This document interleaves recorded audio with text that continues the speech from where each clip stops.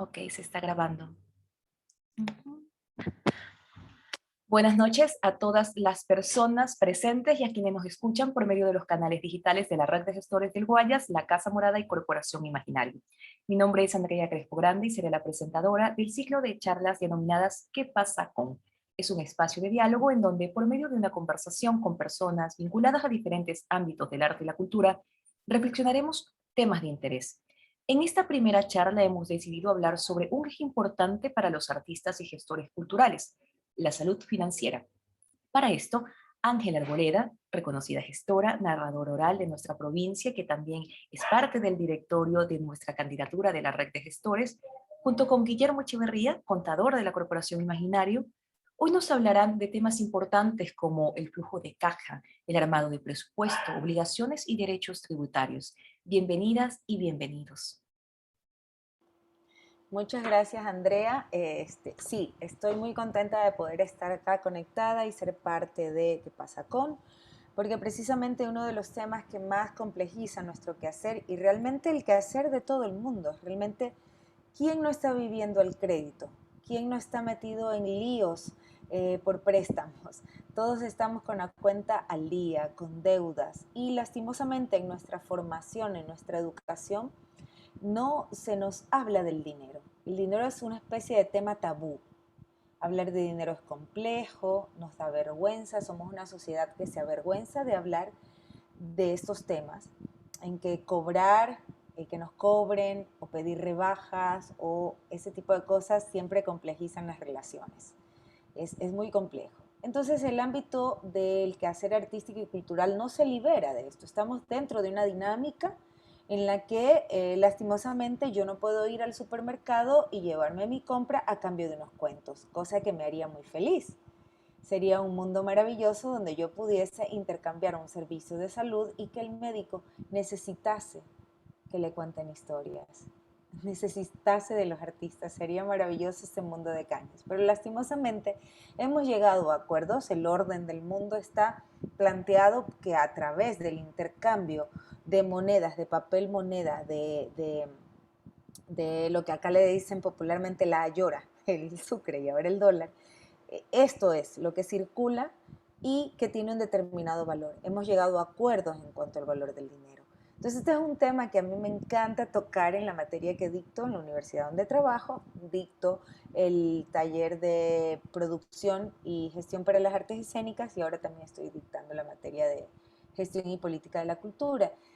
Y uno de los textos que me gusta compartir es uno de García Canclini, donde habla precisamente de ser ciudadanos y consumidores. Y una cosa interesante que también, bueno, dice él y otra que dice también Echeverría, es que definitivamente nada es posible si no es un bien intercambiable. Absolutamente todo lo intercambiamos y por tanto vamos dándole valor. Lastimosamente, es una de las cosas intercambiables que hay en la sociedad y que no tiene valor, que no le damos el valor que se le tiene que dar en el cotidiano, es el arte. Es decir, cuando se realizan encuestas, por ejemplo, he hecho encuestas con mis estudiantes y se encuesta un determinado tipo de consumidor, dice, yo por qué tengo que pagar una entrada para ver arte. Y se olvidan porque se tiene esta idea etérea y esta idea soñadora del artista que vive del aplauso del público, como si el artista no comiera, no tuviese que pagar una renta, no tuviese que sostenerse con dignidad como cualquier ser humano, ni pueda cobrar a cambio de sus servicios artísticos que requieren de una formación también. No solo una formación académica, porque también los aprendizajes que se dan de generación en generación requieren de un maestro que le enseña a la siguiente generación. Y es un intercambio de saberes también. Todo esto tiene un gran valor. Entonces, en ese sentido, me gusta hablar, como decía, de este texto de García Canclini que se llama Ciudadanos y Consumidores. Y hay una parte que me parece interesante. Dice, en las conductas ansiosas y obsesivas ante el consumo puede haber como origen una insatisfacción profunda, según lo analizan muchos psicólogos. Pero en un sentido más radical, el consumo se liga de otro modo con la insatisfacción que engendra el flujo errático de los significados, comprar objetos, colgárselos en el cuerpo o distribuirlos por la casa, asignarles un lugar en un orden, atribuirles funciones en la comunicación con nosotros, son los recursos para pensar el propio cuerpo, el inestable orden social y las interacciones inciertas con los demás. Consumir es hacer más inteligible un mundo donde lo sólido se evapora. Por eso, además de ser útiles para expandir el mercado y reproducir la fuerza de trabajo, para distinguirnos de los demás y comunicarnos con ellos, como afirman Douglas e Isherwood, las mercancías sirven para pensar. Y en ese sentido, hay una mercancía que sirve para pensar, para desestabilizar y que es la mercancía que nosotros producimos, que son los productos artísticos y los servicios culturales que ofrecemos. En el sentido de que mercan, de que circula, es importante tener salud financiera, como seres humanos normales y como productores de arte. ¿Y eso qué implica? Sobre todo tener un sentido de respeto por el trabajo que hacemos, por nosotras y nosotros mismos, y por el trabajo de los colegas, y de todos los demás que giran en torno a nuestro quehacer. Desde la persona, por ejemplo, de la imprenta.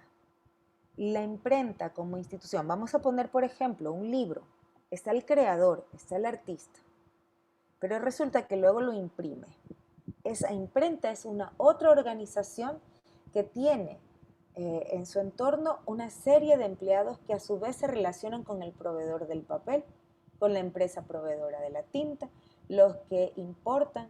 Luego ese libro circula, habrá una editorial con sus empleados, empleados que tienen que ver desde personal de limpieza hasta el editor. Luego vendrá una librería, por ejemplo, una escuela que compre los libros. Es decir, hay una cadena de intercambio de bienes increíble. La cultura da trabajo y la cultura produce. Somos seres productivos, estamos parte de esta cadena de intercambios. Entonces, en ese sentido, sí está bueno tener esta salud financiera y ojalá no solo los artistas, sino todo el mundo y las personas aprendamos a organizar nuestro dinero para no vivir endeudados, para no vivir asustados y vivir con dignidad y también no adeudar. Lastimosamente desconocemos nuestros derechos, desconocemos cómo se maneja el dinero y pasan cosas como las que ahorita mismo están pasando con todos los ganadores de premios que en este momento no logran cobrar.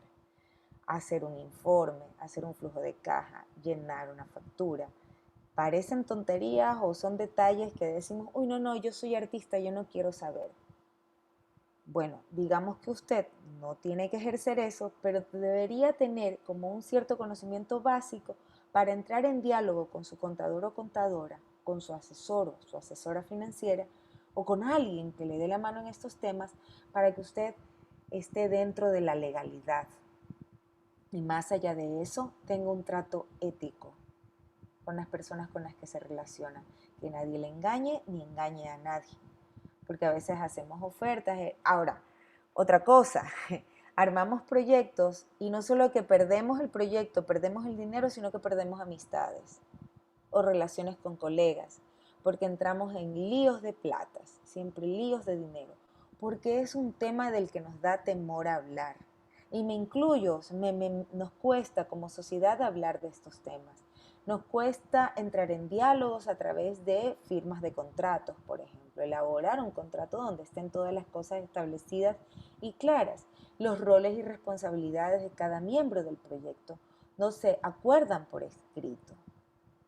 Todavía le damos mucho valor a la palabra. Yo como puentera amo esa idea. Pero también es cierto que en estas realidades que vivimos, qué mejor que tener un acuerdo por escrito, que le da formalidad y más respeto a nuestro quehacer. Entonces, bueno, estos temas dialogamos un montón, nos cuesta mucho como artistas decir, bueno, pero es que el arte es invaluable. Y es verdad. Pero desde ese lugar de saber cuán importante es que incluso seríamos incapaces de evaluarlo, de ponerle un valor, hay que hacer el ejercicio de ponerle un valor. Para eso hay referentes. Espero que le tengan preguntas a Guillermo. A veces los chicos me dicen, los estudiantes, artistas que están empezando, ¿y cuánto cobro? nosotros no nos hemos organizado para establecer, por ejemplo, una tabla de precios, que podrían ser más o menos unos referentes para guiarnos. Usted sabe que si va a un especialista en medicina, usted sabe que un especialista privado le está cobrando entre 50, 80, 100, $120, más o menos. Sabe por la ubicación del consultorio, si está al norte, si está al centro, si está en una torre médica, uno tiene ciertos referentes. Yo no sé si el Colegio de Médicos tenga una tabla o ha sido un acuerdo tácito. ¿De dónde surge este referente de que más o menos usted una consulta privada no va con menos de 50? Ni de broma. Entonces nosotras como artistas no hemos establecido acuerdos de cuánto deberíamos cobrar mínimo por una obra, por una determinada cantidad de artistas en la escena, o qué pasa si soy un muralista. En fin, es que es tan diverso además lo que hacemos, ¿no? Pero debiésemos ir pensando en la posibilidad de acuerdos para tener unas tablas de cobro. Eso es algo que no hemos dialogado, que difícilmente nos hemos sentado a conversar. Entonces, este tema sería interesante a futuro, empezar a entrar en diálogos para ver si es posible establecer unas ciertas tablas. En un último concurso de fondos al que tuve acceso a la información, no concursé, pero por ejemplo, quien ofrecía los fondos daba un listado de proveedores y profesiones, vamos a decir, que se podían involucrar en el proyecto. Y absolutamente todos estos proveedores deberían cobrar lo mismo. No importa qué proyecto fuese el que ganasen, cuántos proyectos ganasen. Si en todos los proyectos había un videasta, pues todos los proyectos le pagaban lo mismo a ese videasta, a cualquiera que sea, ¿no? No sé si se entiende. Todas las profesiones, todos los roles tenían un mismo honorario, lo cual me pareció bastante justo. Sin embargo, lo extraño es que había rubros para todo tipo de profesiones, menos realmente los artistas. Incluso la parte escénica, que es el ámbito donde yo estaba, consideraba todo, casi todo, cobertura, publicidad, todo, casi todo menos las especificidades que tiene la escena. Por ejemplo, un director, un dramaturgo, dramaturga, qué tipo de actores que puede haber, desde los que tienen roles principales hasta roles de más secundarios y otra serie de actividades. Entonces, lo artístico estaba eso, como si los artistas no necesitáramos cobrar un honorario. O sea, había honorarios por presentación, pero en un desglose de lo que esa presentación implicaba a nivel de la escena misma. De lo demás había hasta fondos para el fotógrafo, ¿no? Entonces son temas que creo que deben entrar en discusión y que debemos empezar a pensar en la posibilidad de esta tabla. Pero hasta tanto, ¿qué buen referente tenemos para pensar en cobrar? ¿Cuánto es un sueldo básico? Por ejemplo, ¿cuántas horas de ensayo? ¿Alguna vez nos hemos puesto a pensar cuántas horas le dedicamos en el día a lo que hacemos? ¿Tenemos cuidado con nosotras mismas o le dedicamos casi que 24 horas? Porque estamos soñando con nuestros proyectos, incluso no descansamos bien, precarizándonos y soñando con nuestros proyectos y luchando contra corriente. Sé que esta es una lucha contra corriente constante, diaria, dolorosa a ratos, de pura resistencia, pero en algún momento hay que pelearle también a este sistema de consumo los espacios para nosotros mismos poder respirar. Y en ese sentido, el tratar de organizarnos para saber cuánto estamos ganando por hora nos daría como espacio armarnos un cierto horario y un cierto orden que nos permitan descansar, porque también merecemos eso, porque como gestores vamos por allí 24/7, no paramos, ni sábados ni domingos, que son los horarios en que los públicos pueden ir a las ferias, a los mercados culturales, a las funciones. Las funciones son por las noches, si somos músicos, las actividades son por las noches, entonces pareciera que no paramos nunca. Entonces, en el instante en que nos ponemos a monetizar un poco nuestro tiempo, podríamos incluso empezar a hacer un pequeño ejercicio de cuánto tiempo le entregamos a nuestra familia y cuánto tiempo nos entregamos a nosotras mismas. Y en ese sentido, darle ese valor que es más importante incluso que el monetario, que es el valor del autocuidado y de ese cuidado comunitario que tenemos que darnos cuando trabajamos en equipo.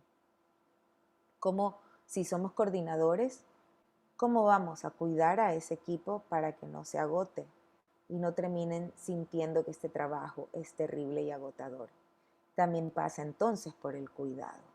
Como yo sé que esa persona me va a dedicar tanto tiempo, por ese tiempo cuánto le voy a pagar y cómo voy a respetar su tiempo libre y no estoy sobre las 23 horas 30 poniéndole mensajes enloquecidos, porque no he tenido un plan de trabajo.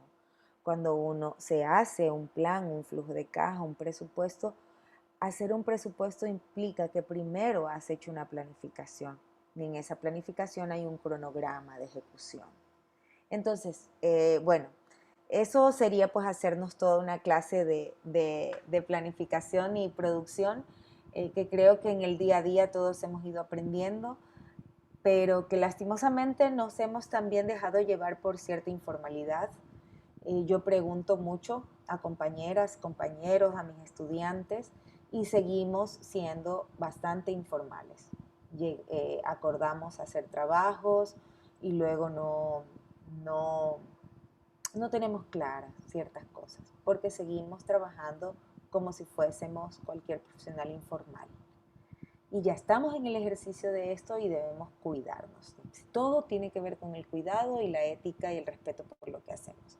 Entonces, en función de eso, yo tengo aquí a una persona con la que he ido creciendo conjuntamente, porque estos temas yo no los manejaba, desconocía todo sobre impuestos, por ejemplo. Uno de mis proyectos, sí, yo no voy a negar, porque vamos aprendiendo en el camino.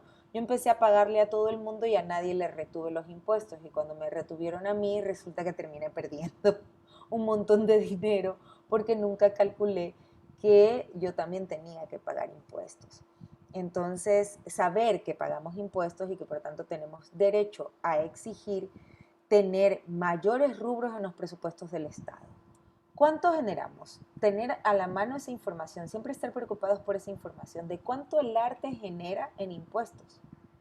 Porque en función de los impuestos y de todo lo que movemos económicamente, también podemos exigir a nuestros funcionarios, decir, este es nuestro aporte a nivel de impuestos, esto genera lo que mueve el arte y por tanto necesitamos presupuestos mayores, ¿no?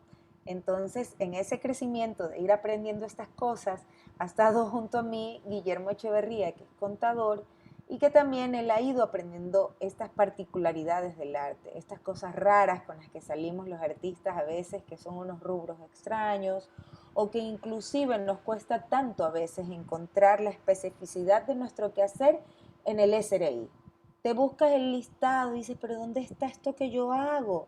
Y ha costado algún tiempo que nos incluyan, inclusive en este listado de profesiones, cuando vas al banco para buscar los rubros, voy a pagarle a esta persona, le voy a transferir, te cuesta encontrar. Y bueno, pones allí arte, entretenimiento y no sé qué cosa dice, ¿no? Entonces, también las personas del ámbito de las finanzas han ido aprendiendo con nosotros, en el caso de Guillermo ha ido aprendiendo un poco estos tejes y manejes de cómo nosotras no tenemos unos horarios fijos, quienes, por ejemplo, ensayamos o tenemos un estudio y vamos al estudio a esculpir solo ciertas horas. Entonces, cómo se cuadran esos pagos? ¿Cómo se miden? ¿No? Entonces, ese tipo de cositas estamos en el ejercicio de aprenderlas, porque eso no se nos enseña en ningún lado. Y como digo, no solo como artistas, como ciudadanos, no se nos enseña a manejar el dinero, no se nos enseña cómo se maneja un crédito, no se nos enseña cómo se maneja un banco y a todo el mundo le llaman y le ofrecen tarjetas de crédito, tarjetas de compra. Y los seres humanos en nuestra necesidad de tener bienes, de darle comodidades a nuestra familia, agarramos y nos endeudamos con una tienda de artefactos y luego resulta que nos vienen a embargar, a quitarnos el artefacto que estamos desesperados por la cuota. Y no se nos ha enseñado nada acerca del mundo crediticio y cómo vivir con lo que tenemos, cómo se puede organizar para vivir con lo que tenemos. Y claro, la capacidad de ahorro es prácticamente nula en estos tiempos, sin embargo, algo se puede prever e intentar, por ejemplo, pagarnos seguros. Los artistas vamos por ahí sin ningún seguro, ni siquiera el seguro voluntario, se sigue discutiendo con la ley de cultura sobre el seguro, pero mientras tanto debiéramos tener esta organización también. ¿Cuánto dinero yo le puedo asignar de mis ingresos, por ejemplo, a tener algún tipo de seguro o algún chanchito para alguna emergencia médica? Lo que acabamos de vivir con el COVID ha sido terrible y por eso estos temas me parecen vitales y por eso hemos querido empezar con este tema, porque son los tipos de cosas que nos interesan para cambiar nuestras casas, nuestras vidas y ojalá la casa en la que queremos estar dentro de poco. Y con esto creo que he hecho una introducción así un poco amplia, un poco loca, pero creo que eh, muy desde mi necesidad de poner estos temas sobre la mesa. Entonces me gustaría más bien que vayan pensando preguntas Sí. concretas, Eh, técnicas para Guillermo y que Guillermo también dialogue un poco con ustedes sobre estos temas. Dime, Andrea. Gracias, Ángela, porque sí, has colocado unos puntos que son importantes, ¿no? Por ejemplo, nunca había pensado que esto es algo que ocurre normalmente en nuestras sociedades. Todo el tiempo giramos en torno al dinero en cuanto a lo que el dinero puede comprar, pero no hablamos del dinero acerca de su manejo, ni acerca de cómo hacer que ese manejo o esos ingresos con los que estamos realmente trabajen para nosotros, ¿no? En lugar de revertir el pensar que estamos así matándonos para tener dinero y para tener cosas o para tener determinadas, digamos que, claro, situaciones que consideramos que nos pueden dar una vida mejor, sin embargo, en el fondo nos van minando.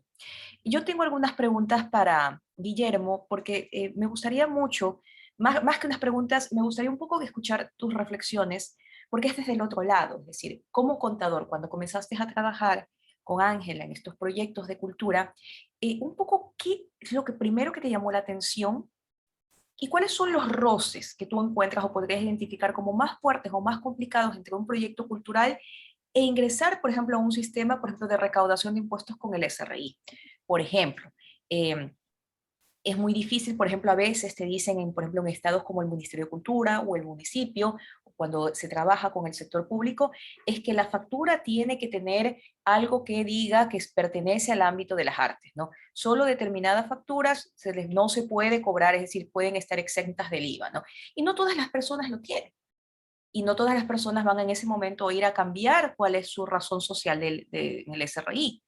Y es una situación muy compleja porque uno dice, bueno, es decir, ¿hasta qué punto este tipo de pequeñas prácticas o de pequeños manejos, por ejemplo, en la página web, son como que detonantes para que exista esta forma de alejarnos, ¿no? De responsabilidades que son importantes. Es decir, si sabemos que vamos a utilizar o que nuestros ingresos provienen de determinada línea, uno debería más o menos que saber esto. Pero desde tu experiencia como contador, ¿cuáles son esos puntos más complejos que le cuesta al sector artístico de incluir en este mundo de los números y de las finanzas? Bueno, buenas noches con todos. Gracias por la oportunidad. Tengo la dicha y la experiencia de trabajar con Angelita, con su corporación hace más de 10 años. Y creo que una de las características que tienen los artistas es la pasión que ponen por las cosas que hacen. Pero esa pasión hay que de una u otra forma ponerle números. Lamentablemente por el sistema que nos manejamos, tenemos que cumplir con algunas obligaciones y algunas responsabilidades.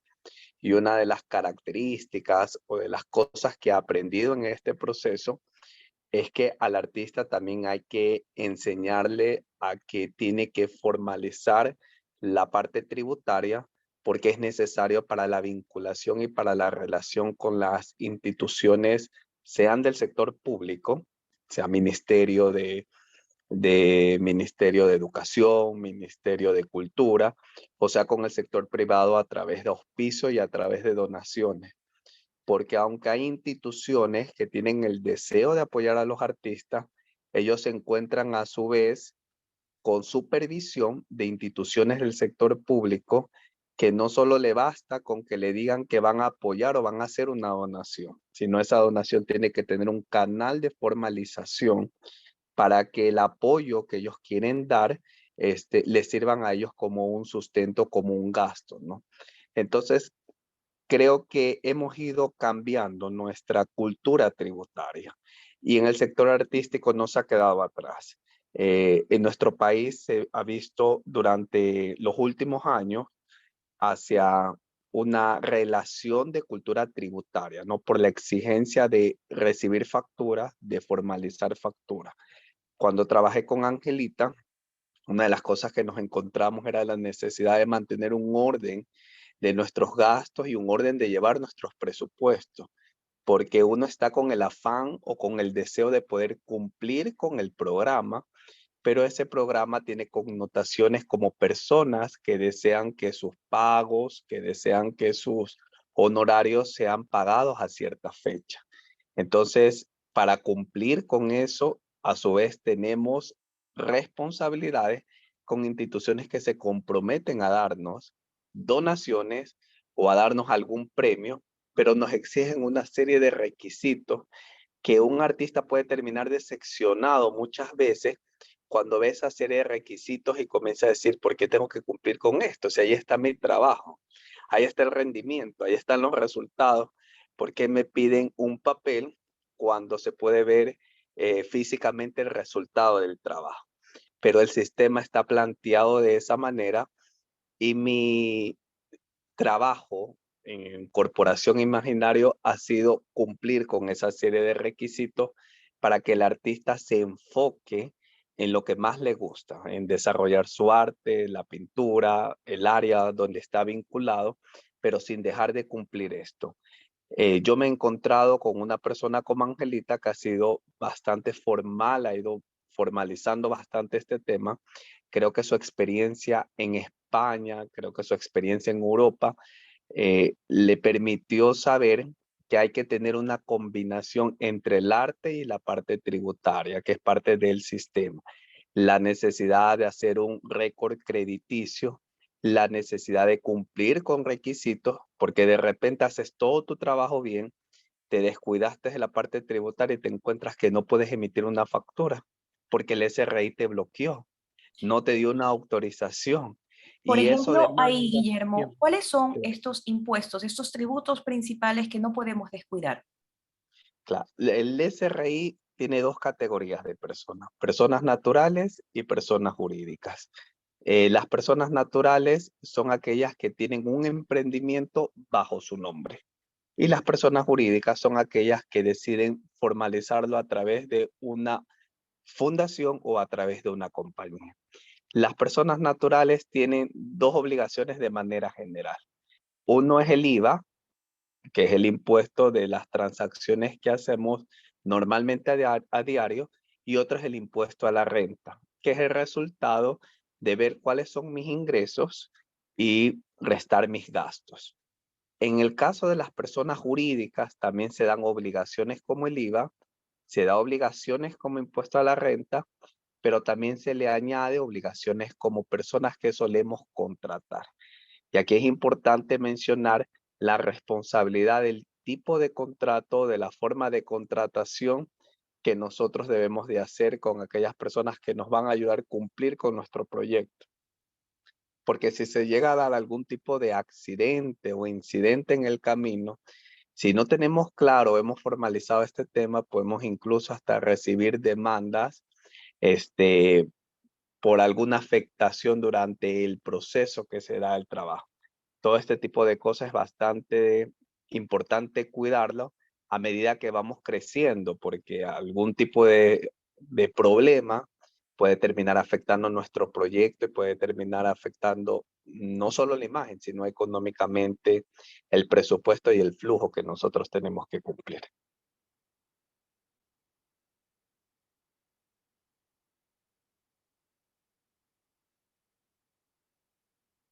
Aló, Andrea, no Andrea, te... estás con Ah, el... pero, disculpen, es que Roxana Perdón. Molineros nos pregunta si podemos escuchar. Si tienes alguna pregunta, la puedes colocar en el chat para transmitirla a Guillermo. En este momento no tienes habilitado tampoco, Roxana, el micrófono, pero podrías hacerlo. Sí, de todas maneras, no sé si nos puedes aclarar, Guillermo, que ahora las El sector actividades artísticas, artístico, el sector están con artístico IVA está, 0%. ya no grabamos IVA, por ejemplo, Claro. los ¿A Esto artistas. es un partir de paso cuándo bastante comenzó? importante. Esta es Coméntame. una reforma que se dio hace aproximadamente un año, Ujú. una reforma al IVA, pero para obtener ese beneficio, los artistas tienen que hacer una actualización de su RUC, porque si yo no hago una actualización, las empresas van a exigirme que yo emita con IVA. Yo tengo que hacer una actualización y una vez que haga mi actualización, si yo manejo la factura, el concepto que yo tengo que poner tiene que ser bajo el nombre y las características que menciona o que sacó un listado del Servicio de Rentas Internas para que mis servicios no estén grabados con IVA. Es decir, si una persona, digamos que tiene actividades de radio, pero decide cambiar su razón social y decide colocar una actividad artística, por lo tanto va a tener que inmediatamente cambiar su facturero.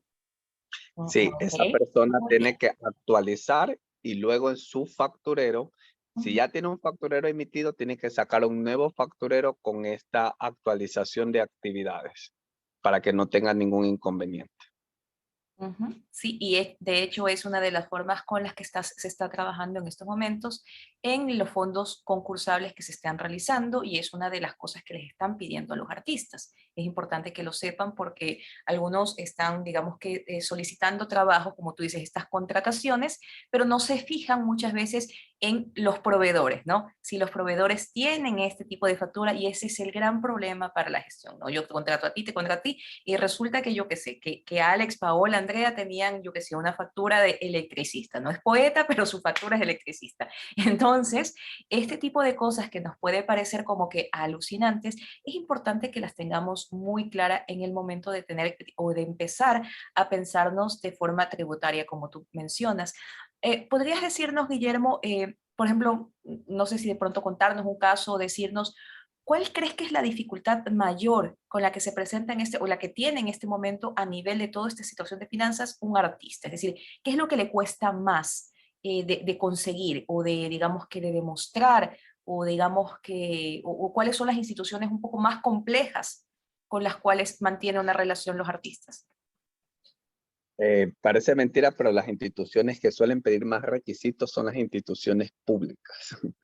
Cuando buscamos un auspicio o un premio, las instituciones públicas suelen dar una serie de requisitos para poder acceder a ese tipo de cosas.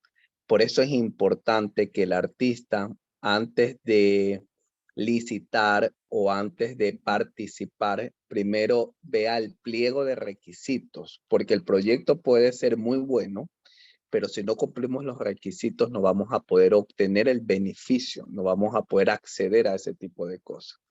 Entonces, ¿por qué exigen esto las instituciones públicas? Porque las instituciones públicas internamente tienen una institución que los controlan y se llama la Contraloría General del Estado. Entonces, la Contraloría General del Estado tiene el deber de verificar que los fondos que se usan o se destinan para actividades o se entregan a terceros hayan cumplido una serie de requisitos. Ellos no están tanto por ver el valor, sino están más por ver el procedimiento que se cumpla. Entonces, como artista, el artista, aparte del desarrollo de su proyecto, es de vital importancia que vea los requisitos y que los comience a trabajar. Estos requisitos pueden ser como tener una cuenta bancaria vinculada a la actividad que están desarrollando, manejar buenos fondos. En algunos casos hasta se suele pedir póliza de cumplimiento cuando se habla de ciertas cantidades de dinero, y estas pólizas las solemos encontrar en el sistema financiero, pero el sistema financiero también nos exige requisitos como que demostremos que vamos a ser serios con los pagos y que tenemos facturas y estamos debidamente legalizados y formalizados. Perfecto, te agradezco Guillermo por comentarnos un poco esto. No sé si de pronto Roxana o Paola tienen alguna pregunta porque son también Sí. gestoras de la red. Hola, buenas noches. Hola, Algo que Paula. me está pasando a mí me salió un evento en el Cantón Naranjito, pero que resulta que ahora los requisitos que nos piden en las instituciones públicas, aparte de estar en el RUAC, de estar en el RUP, el SRI, también nos están solicitando la facturación electrónica y la firma electrónica. Y que la actividad que tenemos en el SRI esté acorde a la actividad que tenemos en el RUP, pero hay ciertas actividades que están de diferente manera en el RUP que en el RUP. Entonces, ahí es donde viene a veces el problema. Por una palabrita, dicen que no concuerda la actividad. Y ese inconveniente tuve yo y por eso no pude, en este caso, ingresar a ese proyecto que tenía en el GAP de Naranjito. Sí, se está convirtiendo en un problema. Hace poco tuve a un artista que tenía un inconveniente porque no se podía vincular las dos cosas. Normalmente las actividades se las hacen en línea, pero ahí lo que tuvimos que hacer es físicamente trasladarnos al SRI, llevar impreso cómo querían la actividad del RUP, y en el SRI buscamos ahí físicamente que nos ayuden a buscar la actividad que más se asemeje, número uno. Luego que hicimos eso, contratamos una firma electrónica que se requiere para el tema de la facturación electrónica. A yo lo que suelo sugerir es que cojan la más económica, porque no es que van a tener tanta emisión de facturas, entonces no necesitan adquirir algo que sea tan costoso, ¿no? Entonces se suele coger una firma electrónica que puede durar entre 1 o 3 años, para 3 años para poderlas vincular a la facturación electrónica y luego para que le califiquen. Se ha vuelto un proceso un poquito tedioso, la verdad que sí. Mi sugerencia es que cuando vayan a participar le impriman la actividad, del lado izquierdo suelen poner un código y este mismo código llevar al SRI. Y ellos en el SRI, el funcionario que suele atender en la parte de emisión de RUC, con ese código busca la vinculación y ellos mismos suelen generar como un documento que certifica que los vinculan. Es la forma como que casi más segura para que tenga la menor cantidad de problemas en esta situación. Gracias por despejar mi duda, porque la verdad No no se sabía preocupe. cómo a veces se queda sin poder participar de ciertos recursos.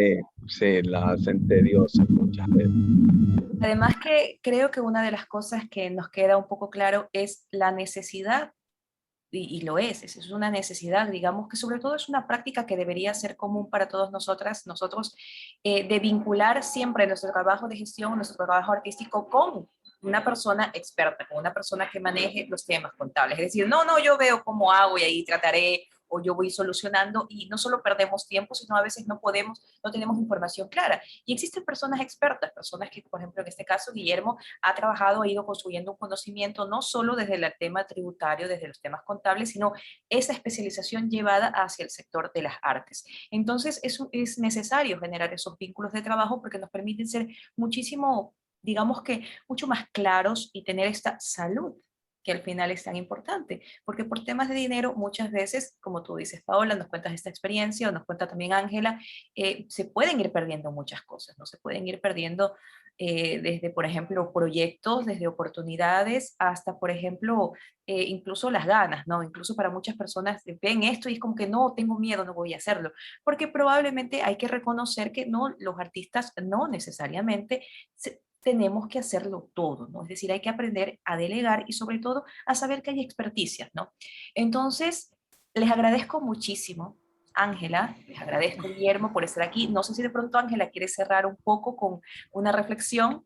Sí, que exactamente lo que acabas de decir, que se sienten a presupuestar sus proyectos con un especialista, pero que nunca se olviden de valorar su trabajo, en el sentido de que a veces en un concurso dicen, ¿cuál es el aporte de su institución a este proyecto? Y uno suele decir, ¿pero qué aporte si yo no tengo ni $1 encima? Primera e importante lección: su cabeza, su formación y sus ideas son un trabajo intelectual carísimo. Y ahí está su principal aporte, en su saber. Hasta que luego usted empiece a acumular como se me fue la palabra, en el banco usted tiene como un soporte crediticio, usted hasta que usted construye un fondo o construye una serie de bienes, hasta tanto su principal bien es usted mismo. Ese pedacito de su cuarto que usted le asigna con su computadora chiquitita y usted tiene en una esquinita su proyecto, esa esquinita, esa casa, ese rincón que le da a su familia o que se da a usted mismo, tiene un valor. Aprenda también a valorizar esa esquinita donde empezó su proyecto. Y ahí está su aporte. Usted sí que tiene dinero. Está aquí. Y empiece a ponerle un costo a eso y verá cuánto trepa la columna de cuánto valor pone el artista o su institución, cuánto aporta usted al proyecto. Pues todo lo que cuestan las horas que yo llevo investigando sobre un tema. ¿Cuántas horas investiga usted sobre un tema? ¿Y cuánto cuesta eso? Entonces, con ese detalle de que nos valoremos en todos nuestros saberes, les quiero yo también agradecerles habernos prestado sus oídos para este tema. Gracias Ángela, gracias Guillermo, a todos los asistentes, a quienes nos escuchan. Ha sido de verdad muy grato estar acá en este espacio de charla taller en donde hemos podido conocer desde primera mano, desde una experiencia de primera mano, lo que implica tener una salud financiera y la importancia de que hablemos acerca de esto, de la valorización que habla Ángela, es decir, todos estos procesos tienen unos valores, tienen unos costos, pueden, por así decirse, monetizarse, pero sobre todo comenzar a pensar que ese costo que tiene nuestro trabajo cultural está bien remunerado, es decir, no tener miedo a cobrar, no tener miedo a hablar acerca de que nuestro pensamiento, nuestra producción lo tiene. Entonces, Roxana tiene una pregunta. Eso, iba a decir, perdón.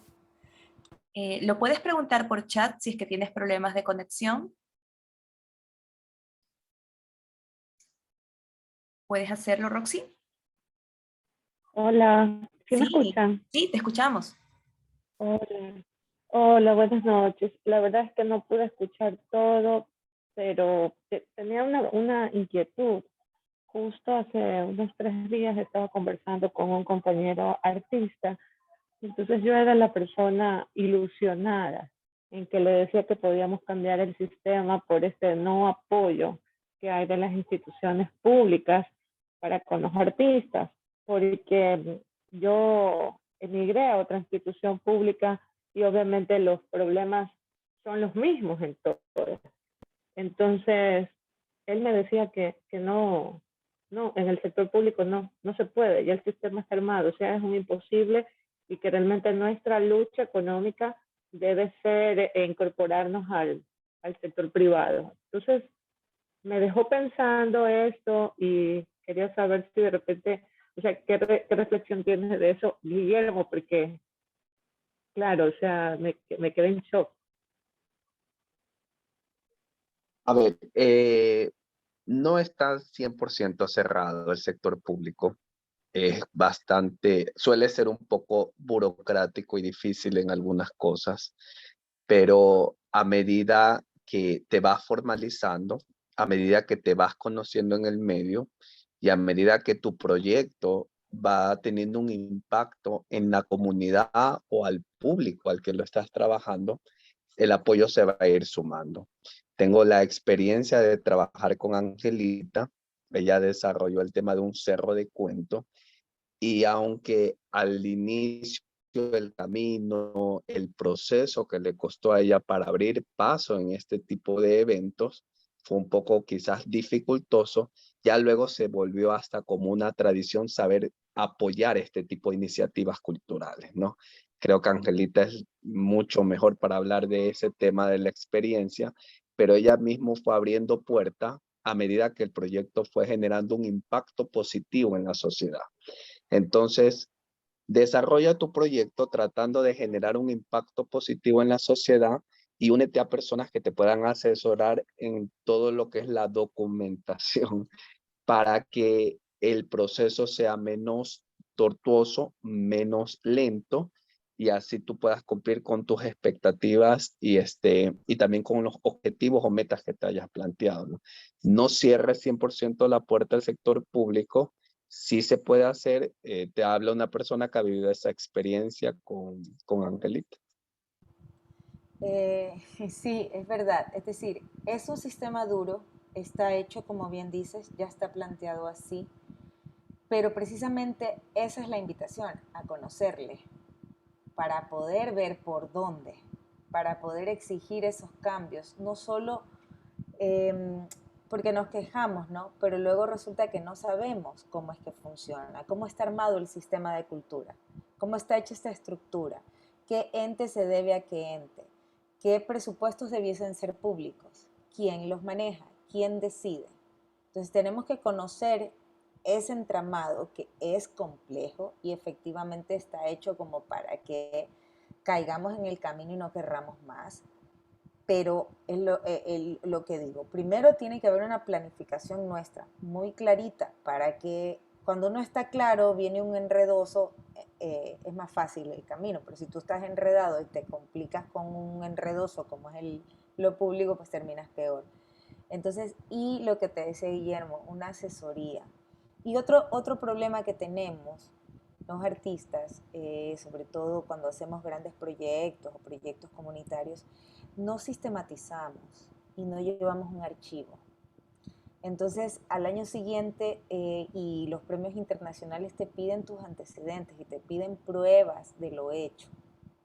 Entonces, recuerdo que un rubro que yo no he vuelto a borrar en ningún proyecto es el de la cobertura audiovisual, de la cobertura y el compromiso de quien me hace la cobertura de entregarme un archivo. Y luego con todo ese archivo de prensa y de fotos, parece mentira lo que pesa algo así al momento de pedir fondos. Cuando tienes todos estos...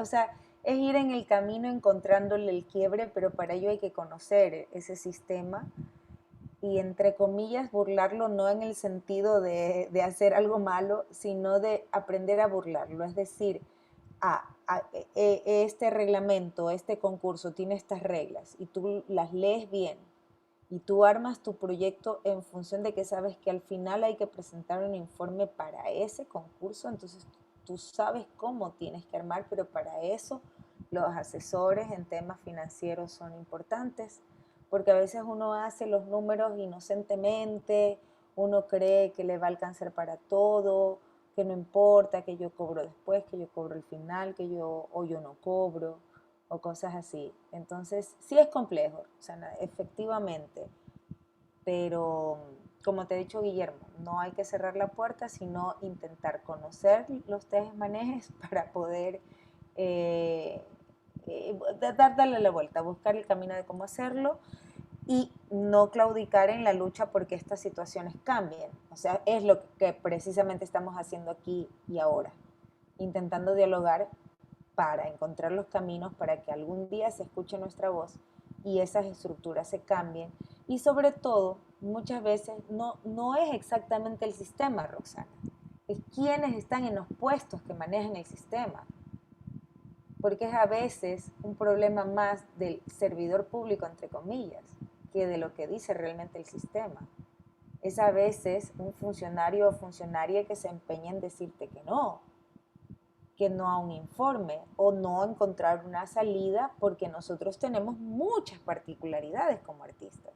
Entonces dicen, no, esto es así, y es simplemente una mirada que tiene un servidor público que no quiere servir. Entonces a veces no es solo el sistema, sino quiénes están y cuál es la voluntad política y el compromiso de quienes están allí manejando este sistema.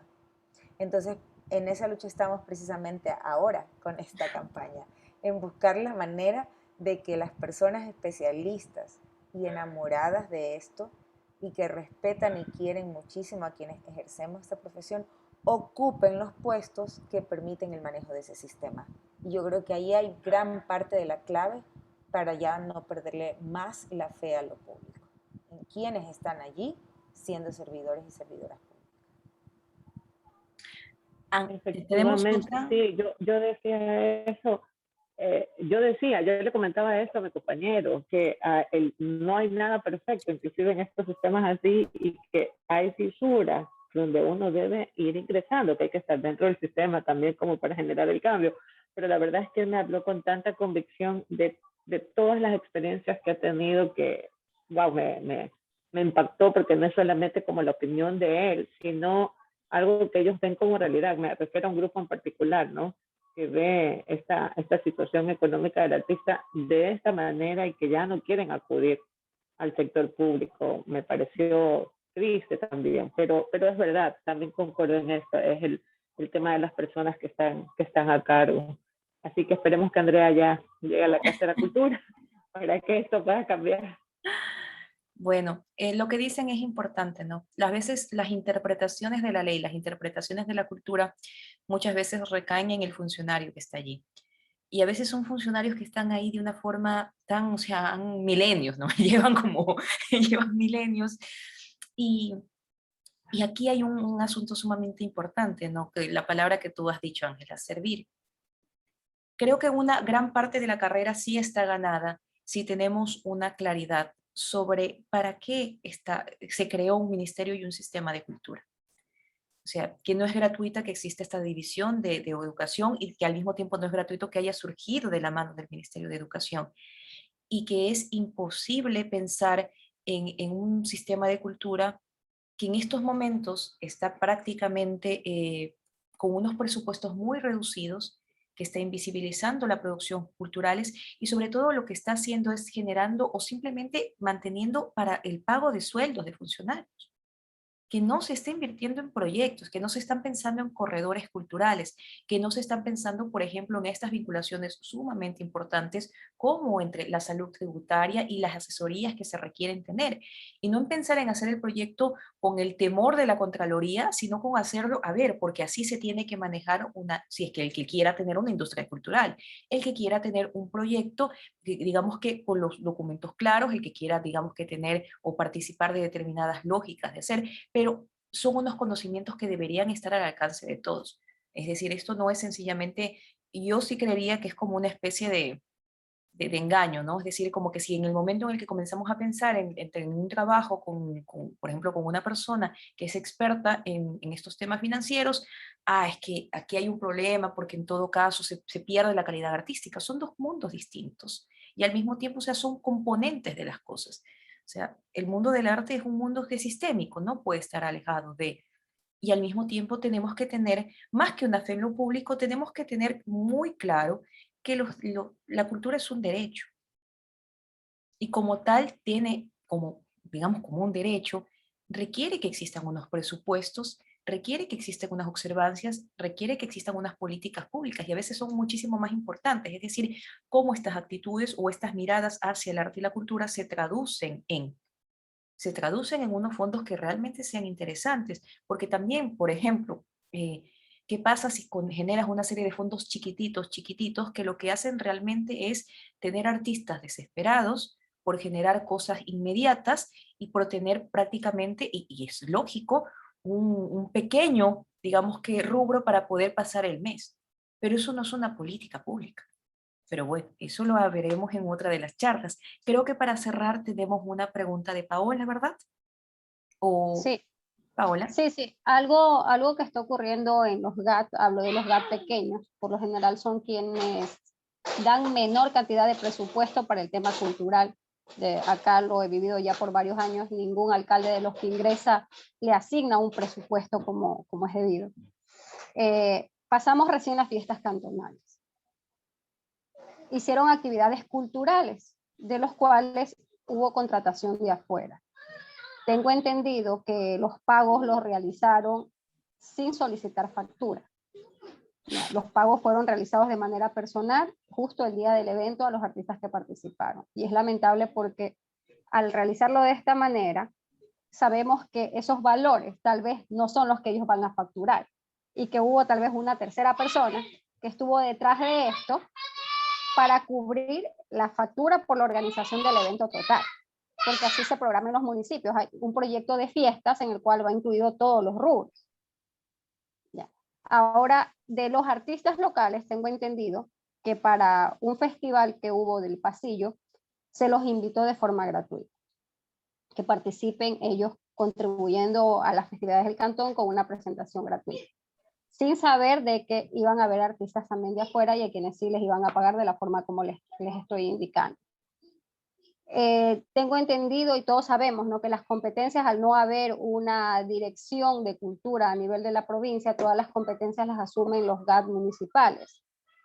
Y que dentro del presupuesto participativo se debería asignar una cantidad que corresponda al sector cultural, que si mal no recuerdo, creo que es el 10% del sector vulnerable, para actividades que sean para formación de niños, niñas, adolescentes y personas de la tercera edad y con discapacidad, que es lo que dice la ley, que tiene que ser el 10% para actividades culturales para estos sectores, los sectores de atención prioritaria. No sé cómo lo maneje en otros lados, tal vez Angelita, si usted tiene experiencia, si en algún momento usted ha participado en fondos en el municipio de Guayaquil dirigido exactamente para estos sectores, o lo suyo fue para la población en general. No sé cómo manejen el tema cultural en el municipio de Guayaquil, por ejemplo. Mira, lastimosamente no existe un sistema. Los GATS tienen toda la potestad de hacer con su presupuesto lo que consideren a nivel de cultura. Yo he podido relacionarme con diversas administraciones y he tenido fondos para diversidad de proyectos, diferentes tipos de proyectos para diferentes tipos de públicos, pero yo soy, digamos que, una de las beneficiarias porque he ido haciéndome un nombre, sí es cierto, pero también sí me cuestiono por qué a mí, por qué no al resto, porque no hay un sistema que permita entregar los fondos de manera equitativa, que haya realmente una posibilidad para todos los quienes hacen arte en la ciudad, porque solo ciertos grupos reciben, por ejemplo, que a mí me parece muy bien, yo aplaudo que a los grupos se les entreguen locales, gente muy querida que se le ha entregado locales para hacer teatros por toda su vida en el arte, pero ¿en base a qué criterios se decide eso? ¿Qué vidas y qué carreras son más valiosas que otras y por qué? Lastimosamente no existe un sistema que haga un control sobre los presupuestos de los GATS. Eso es casi que a dedo, es casi que a dedo. Yo no sé de ningún municipio que tenga un sistema de concurso, por ejemplo, o que tenga una sistematización que conozcan a todos quienes hacen cultura en su ciudad y que en base a ese mapeo y a ese registro que tienen hacen una distribución de fondos en base a proyectos, en base a ideas. No, es simplemente según el interés y la necesidad que tiene determinado funcionario, solicita determinados servicios a determinados artistas que por A o B estamos en la palestra. En mi caso, pues yo me fui haciendo así de un nombre y tengo esa suerte, pero te digo que me he hecho la pregunta, ¿no? Y no voy a negar que efectivamente yo acepto cuando me contratan, cuando me premian. Evidentemente no voy a dejar de hacer porque detrás de mí hay un montón de gente también. Yo suelo contratar equipo, mucha gente, contrato mucha gente. Y aprovecho pues esos fondos para contratar equipo. Pero lastimosamente no te podría decir ni que se cumpla la ley en ese sentido. Es otra de las cosas pero que básicamente es lo que sucede, que no estamos organizados como sector para sostenernos y cuidarnos. No sabemos a qué institución acudir para hacer estas preguntas que hace Paola. Bueno, ¿yo dónde voy para denunciar esto? ¿Yo dónde voy para que me asesoren? ¿Yo dónde voy para quejarme de esto? ¿Dónde voy si no existe una comunidad unida que cuente a su vez con asesores en lo jurídico y en lo financiero? Yo también trabajo con un abogado, por ejemplo. Importante, porque allí nuevamente se toca el tema de la política pública y de la representación. Si tenemos personas en las representaciones de los, digamos que instituciones culturales que son del sector, van a hacer incidencia para generar, por ejemplo, Guayaquil no tiene una política de cultura. O sea, siendo una de las ciudades más pobladas, siendo una de las ciudades que siempre se dice que genera unos grandísimos ingresos, siendo un puerto que tributa muchísimo para el Estado, su participación dentro del presupuesto general del Estado para la cultura es discrecional. No sabemos cómo se trabaja las políticas de la Dirección de Cultura de los municipios de nuestra provincia a través de la gobernación, qué tipos de festivales. Una vez yo leí una serie de proyectos que manejaba la gobernación y eran como buenos, eran como tiros al aire. ¿Y esto qué tiene que ver con? Es decir, esto está engarzado en una política pública de fomento al pensamiento crítico, esto está engarzado con un plan lector, esto tiene que ver con un fomento a las artes vivas, es decir, ¿tiene un sentido? No, son tiros al aire. ¿Por qué? Porque hemos considerado y hemos permitido como sector también, obviamente, porque quienes han estado colocados en los puestos de decisión han sido personas que realmente responden a, digamos que a la coyuntura política del momento y no al sector. El sector tiene que tener la suficientemente fuerza para demandar respuestas, activarse y decir, bueno, es decir, ¿cuál es el plan para este año? Va a haber para Guayaquil. O sea, ¿qué va a pasar acá? ¿Por qué la cultura se queda, por lo general, siempre en determinados espacios, en determinados sectores y no sale? ¿Por qué determinados públicos son considerados simplemente como unos receptores pasivos?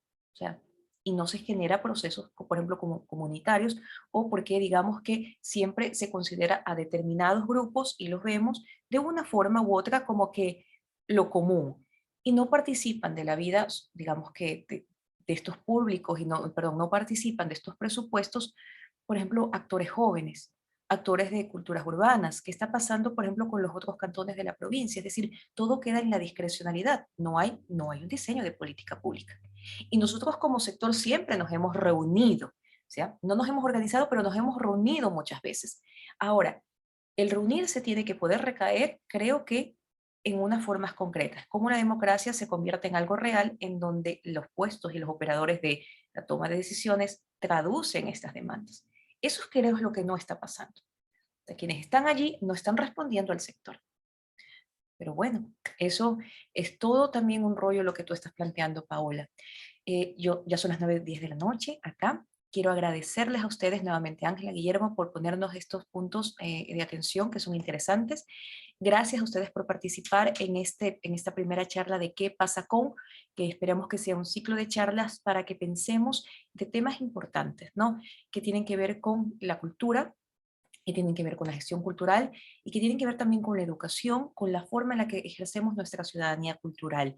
Esperamos que esta propuesta de la red de gestores, nuestra candidatura, sirva muchísimo para poner en la palestra elementos y temas de los que necesitamos hablar como sociedad y que esperamos que de una u otra forma nos sirva para tomar una dirección política hacia la Casa de la Cultura que todas, todos y todes queremos. Así que muchísimas gracias y muy buenas noches.